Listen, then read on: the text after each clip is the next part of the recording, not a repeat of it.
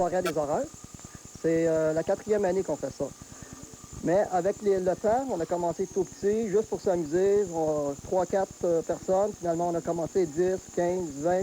Présentement, on est 30 bénévoles. Puis c'était rendu trop gros pour rester où on était à Mont-Carmel, dans le Petit Bois, parce que c'était résidentiel. Puis on a décidé de déménager. Puis là, cette année, on est installé ici. Puis pour de bon, pour au moins, d'après moi, un bon 5 ans minimum. Vous avez fait beaucoup de récupération pour faire tous ces décors. Il y a quoi, 21 pièces thématiques? Oui, c'est ça. Il y a 21 sites animés. Avec chaque site, c'est des thèmes d'horreur. Tous les classiques de l'horreur se retrouvent là. Ça va de l'exorcisme, aller aux morts vivants, bouchers.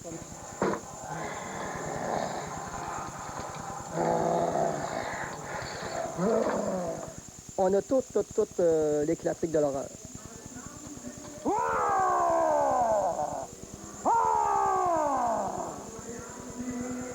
En toile d'araignée, ça vous a pris pas mal de sacs? Ah oui, on les a pas comptés, parce que si on commençait à compter toutes les heures qu'on a mis, tout l'argent qu'on met là-dedans, là, on serait découragé. Fait qu'on compte pas, puis on y va, puis on fonce. Il y a beaucoup d'effets spéciaux, comme par exemple, vous employez le classique Jello rouge.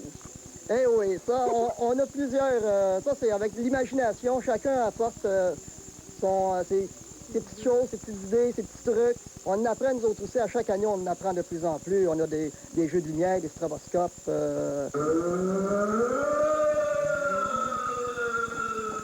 Il y a des personnes qui sont peut-être allées aux États-Unis à la maison hantée de Walt Disney, et pour avoir visité la Maison des Horreurs, c'est beaucoup plus. Vous vous êtes inspiré un peu, oui, de l'Halloween, mais également de votre imagination. Ah, puis notre imagination n'a pas de limite.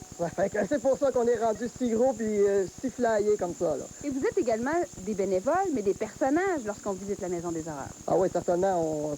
Tous les gens qui ont participé ici, que ce soit, en faisant la menuiserie ou la plomberie ou monter les toiles, les sites, les décorations, c'est tout du monde qui participe également comme figurant.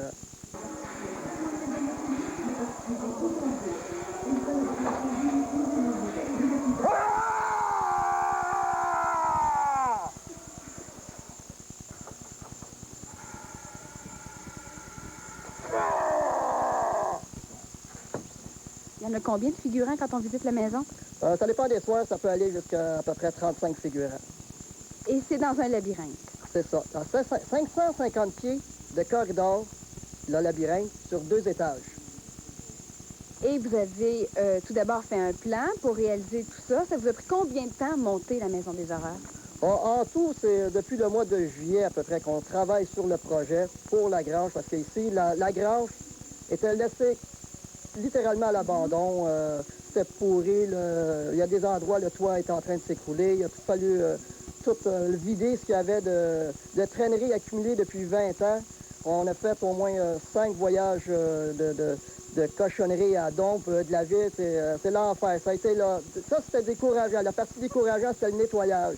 Ensuite, quand on a commencé à monter, là on était motivés.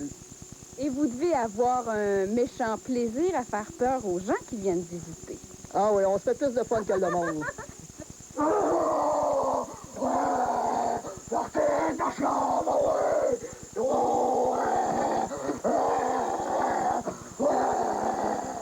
Jean-Claude, il faut répéter aux gens que c'est la dernière fin de semaine pour visiter la Maison des Horreurs. Ce soir, samedi soir, dimanche soir, à compter de 18h, et c'est sous forme de sous-groupe de 4. Oui, on fait rentrer les gens par groupe de 4, parce que vu que c'est des corridors, puis les sites sont quand même d'une certaine dimension, si les gens rentraient plus nombreux, bien, ils rateraient des punchs. Puis nous, on veut vraiment que tout le monde, là, que ce soit celui qui rentre le premier, celui du milieu ou celui du dernier, il y ait aussi peur, tout le monde en même temps. Puis aussi pour des mesures de sécurité aussi, on a un nombre minimum de personnes à la fois qui peut être dans la grange. Là. Et vous êtes un organisme sans but lucratif, ça coûte 3 $ pour entrer, et tous les sous seront redistribués à des œuvres charitables.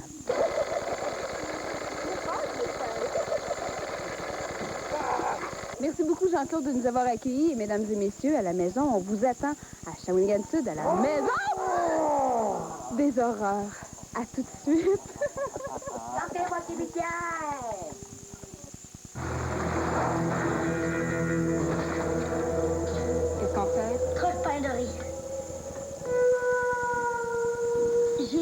croque pain doré. Croque comme croquant.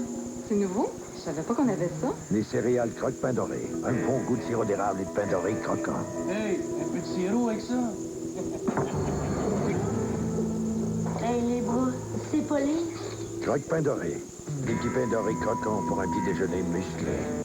Enfin, un disque différent pour les enfants. Rousseline. Mes yeux clignotent, clignotent, clignotent, clignotent. Rêvez avec Rousseline. Ferai le tour du monde à dos d'animal.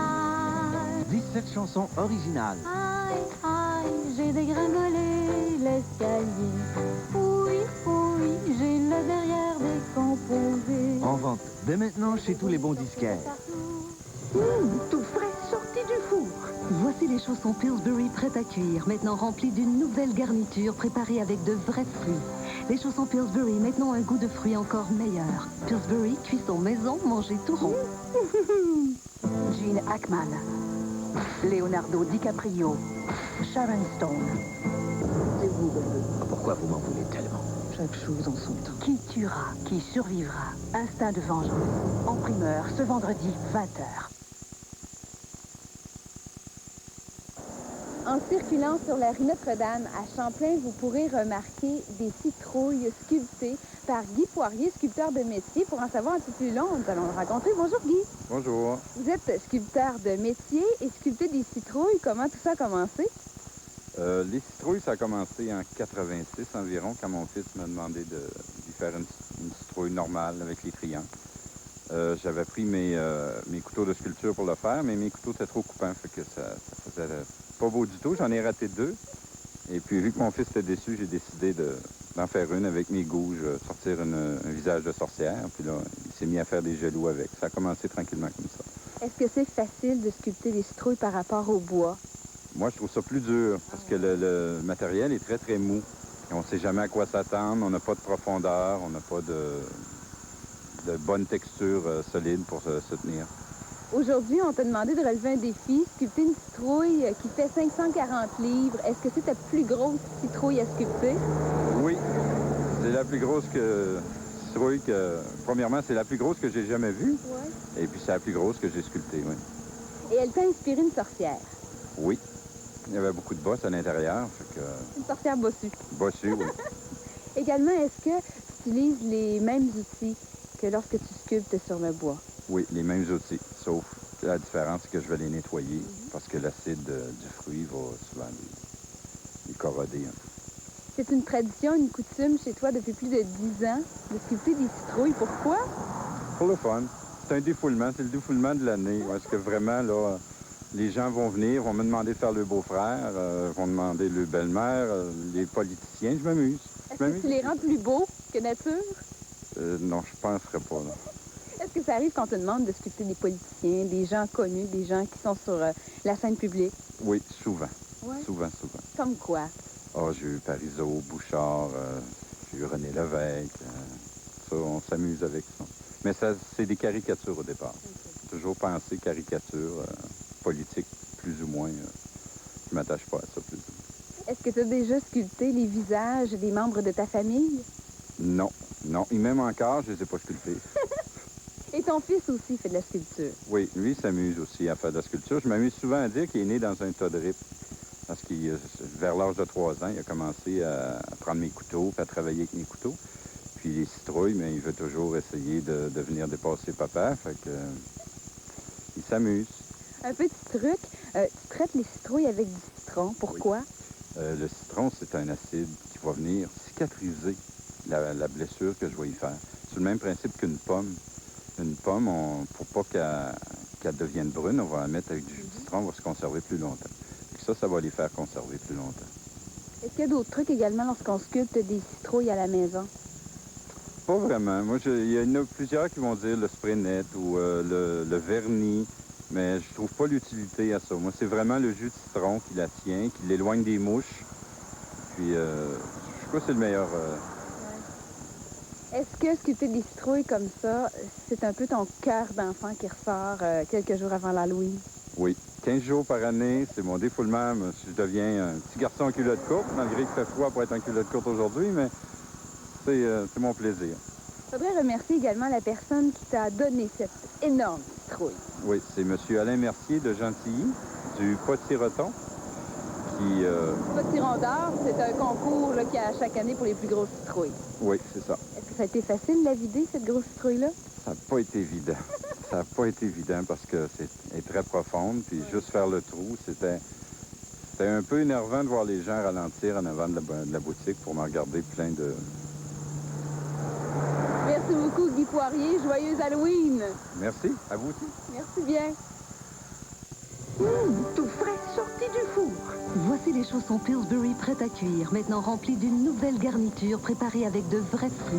Les chaussons Pillsbury, maintenant un goût de fruits encore meilleur. Pillsbury, cuisson maison, mangez tout rond. Succès après succès, qui chante avec Luciano Pavarotti, les Bee Gees et puis Barbra Streisand. C'est encourageant de dire qu'on est québécois. Et paraît-il qu'hier, je ne sais pas, il n'y a pas beaucoup d'articles dans les journaux là-dessus ce matin, peut-être un petit encart ça et là, mais il y avait une grosse conférence de presse à Montréal. Je peux vous dire une chose, Gaëtan. Bonjour tout le monde. D'abord, Montréal International, ça n'a pas coûté 10 millions de dollars et il n'y avait pas mieux que Céline Dion pour faire la promotion du Québec et de Montréal à travers la planète.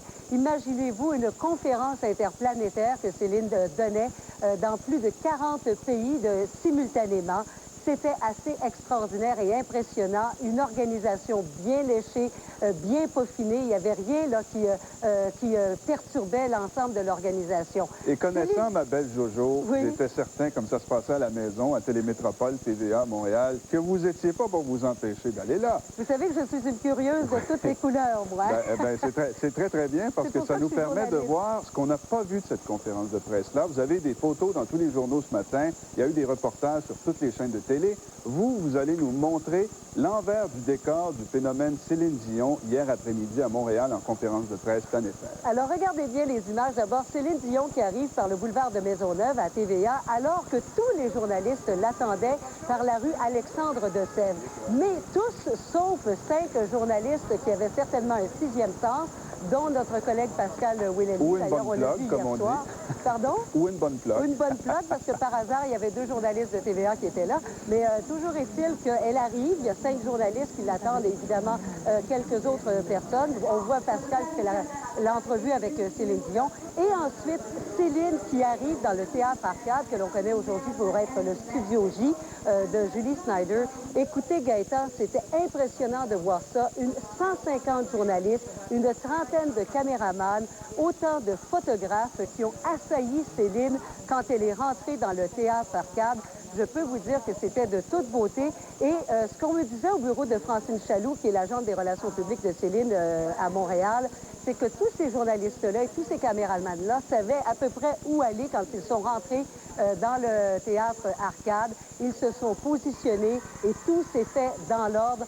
C'était vraiment charmant. Et pendant ce temps-là, je voyais René Angélil qui était derrière avec Francine Chaloux et qui regardait d'un air placide l'organisation et qui écoutait en même temps Céline qui donnait sa conférence simultanément à 40 pays, dont 3 qui étaient en interaction avec elle, c'était la France, l'Allemagne et l'Angleterre. Écoutez, on n'arrête pas le progrès, mais franchement, je me sens privilégiée d'avoir vu cet événement-là en direct hier au Théâtre Arcade. Il y avait aussi son garde du corps qui était à l'entrée du théâtre. Oui, tout petit. On l'appelle communément tout petit, oui. Ben oui, un grand monsieur quand même assez costaud et qui était là et qui surveillait les entrées et les sorties pour s'assurer, bien sûr, du bon ordre de l'événement. Alors, chapeau à l'organisation de Céline Dion, à René Angélil et à toute son organisation, parce que franchement, à ma connaissance, c'est la première fois qu'on voit une conférence interplanétaire et donnée par qui? Par notre Céline. Effectivement. C'est vraiment une machine qui fonctionne. C'est huilé au quart de tour. C'est un peu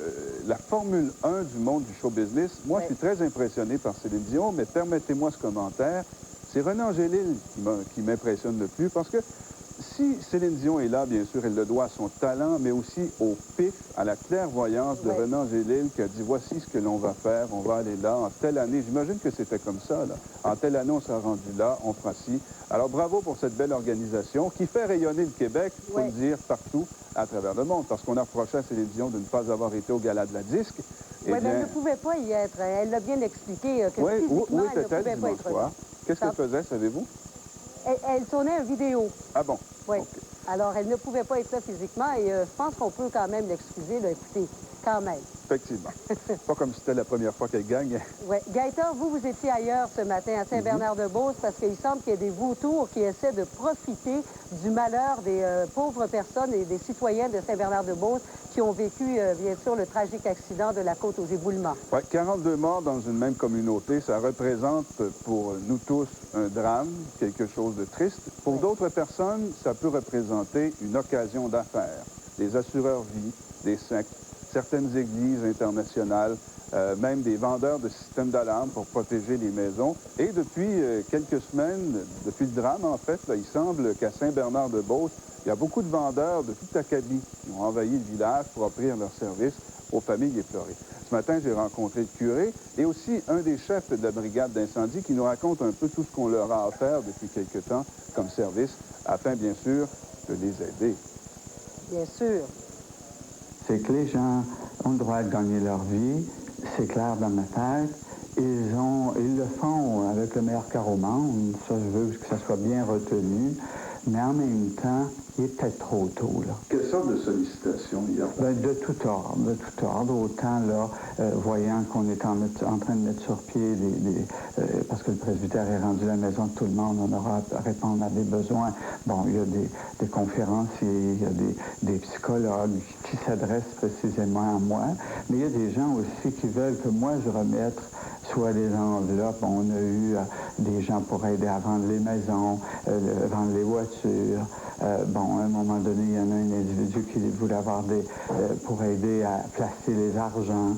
Ben, j'ai dit, écoutez, monsieur, pour placer de l'argent, il faut avant tout l'avoir reçu. Il est trop tôt. Il n'y a aucune démarche de finaliser dans ce sens-là. Alors, il y a même des églises qui ont envoyé de la littérature. Je ne sais pas si vous avez vu ça.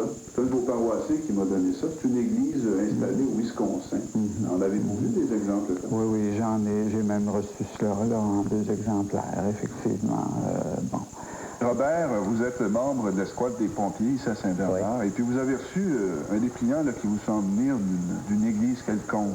Oui, c'est ça. Je ne sais pas si c'est une secte ou une sorte d'église. Je n'ai pas pu le lire là, parce que ça ne m'intéressait pas, mais ça a l'air d'être une secte. Pensez-vous que ça a un lien avec la tragédie et que secouait votre communauté? En tout cas, jamais qu'on avait reçu, puis maintenant ça vient d'arriver.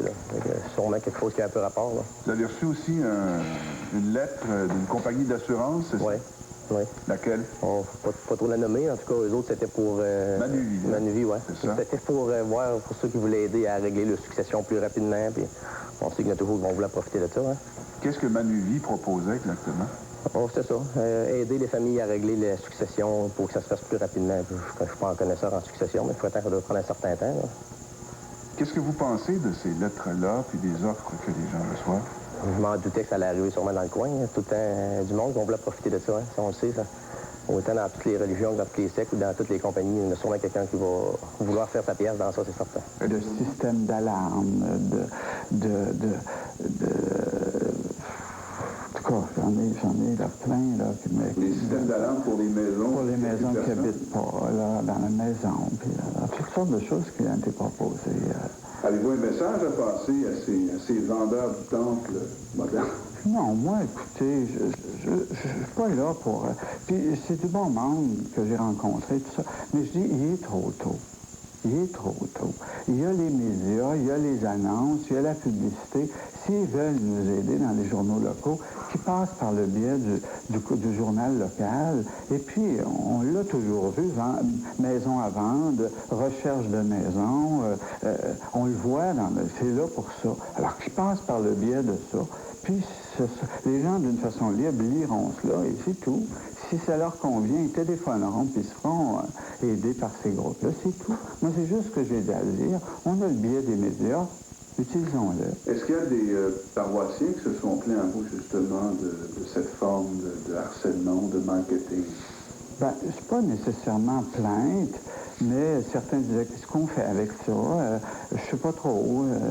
C'est bon, ça, monsieur le curé? Bon. Alors, on ne déciderait en situation de fait. C'est tout. On risquerait de se tromper. Sentez-vous que vos paroissiens se relèvent, là?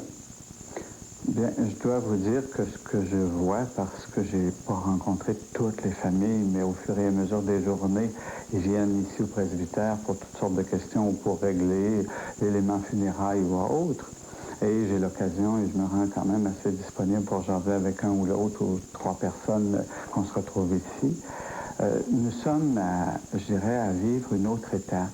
Nous avons vécu collectivement, avec les médias, avec l'ensemble des gens du Québec et autres.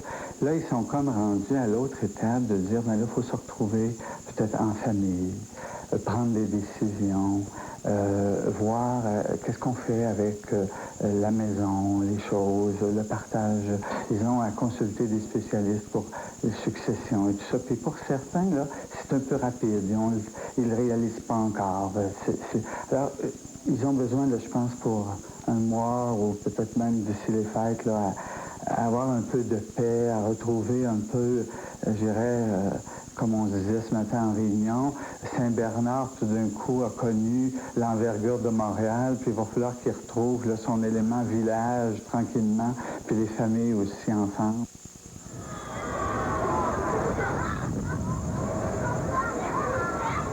Comme vous l'avez vu sur les images de la fin, la vie continue à Saint-Bernard. La vie continue. Absolument. Les jeunes vont à l'école, les gens essaient de se relever. Oui. Et je pense que si cette communauté-là s'en sort relativement bien, c'est en grande partie à cause de cet homme que vous venez de voir dans cette entrevue, le curé Marc-André Lachance, qui tient sa communauté à bout de bras depuis le drame. C'est un jeune curé de 42 ans et sa jeunesse et sa vitalité a sûrement aidé aux gens à passer au travers parce que c'est un peu un phare à travers cette tempête-là. Les gens se réfèrent beaucoup à lui pour ce qu'ils vivent. Jocelyne, à 12h30, on va avoir... Oui. Pierre Bruno à midi, mais à 12h30, vous allez voir une fraude, ou en tout cas une tentative de fraude prise sur le vif par les caméras de JE grâce à un téléspectateur vigilant. Exactement, quelqu'un qui a l'air fou en direct. À tout à l'heure.